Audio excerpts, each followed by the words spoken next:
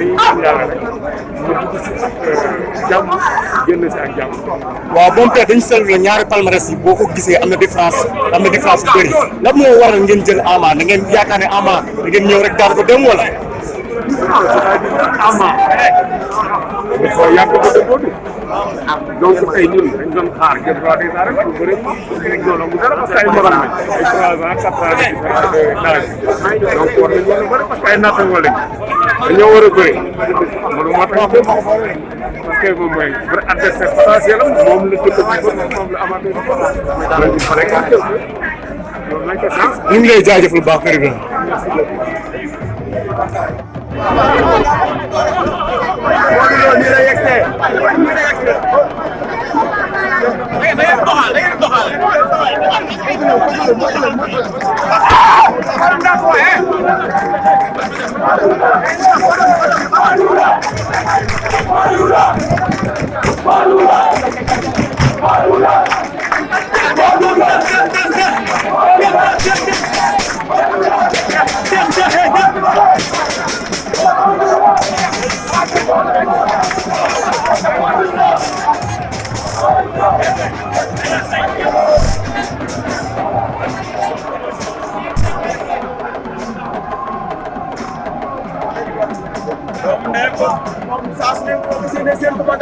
waaw yow.